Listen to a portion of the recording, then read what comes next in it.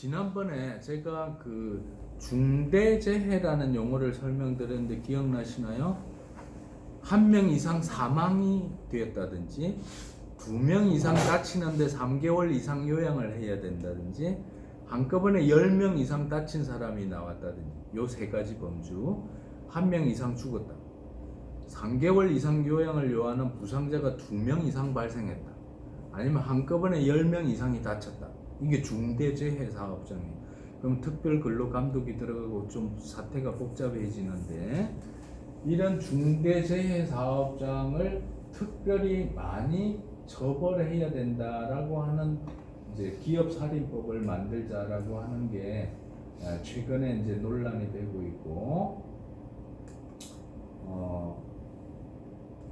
그래서 특히 그 사업주 내지는 재벌 총수 또는 원청업체의 책임을 더 강화하는, 지금도 사실은 원청과 하청 업체의 사업주가 공동 책임을 지라 이런 조항이 있는데 벌금으로 그냥 떼우거나, 사실 징역살이 한다 그러면 좀 겁내잖아요.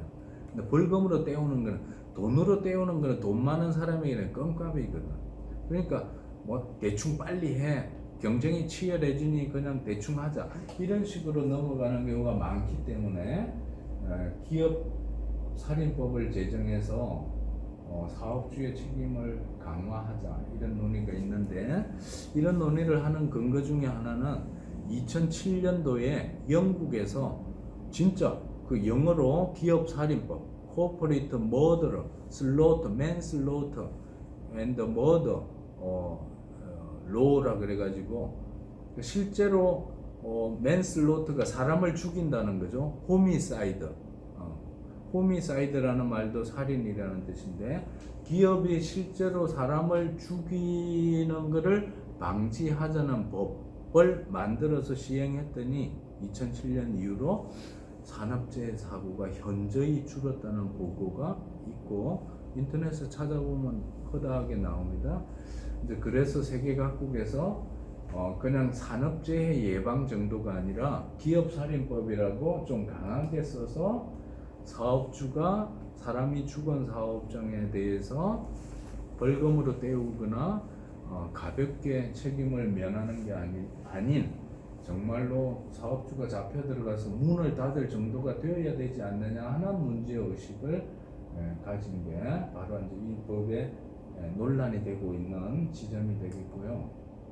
그래서 이제 조금 다른 분위기인데, 우리가 인간답게 살고자 하는 게 노동법의 취지고, 공부를 하고 일을 하는 이유도 인간답게 살려고 하는 거 아니겠어요? 그렇다면 헌법도 잘 만들어야 되고 빈 구멍도 없애야 되겠지만, 헌법과 노동법을 좀 잘 만들고 그걸 좀 잘 지키려고, 일과 삶의 균형을 지키고, 당연히 법으로 보장된 것은 우리가 노건 사건 아니면 제3자 시민이건 또는 이거를 지켜봐야 할 정부이건 모두가 기본은 지키자, 이런 관점에서 가야 되고요.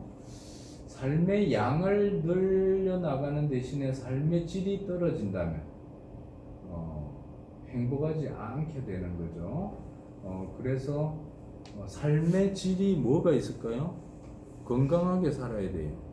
시간적인 여유가 좀 있어야 돼. 산책도 하고 책도 보고 영화도 보고 친구와 대화도 하고, 또 공동체가, 인정스러운 공동체가 유대감이 있어서 공동체가 형성이 돼야 되고, 자연 생태계가 공기 맑고 물 좋고 인심 좋고, 이게 옛날에 어른들이 물 좋고 인심 좋다는 게 이게 삶의 질이야, 따지고 보면.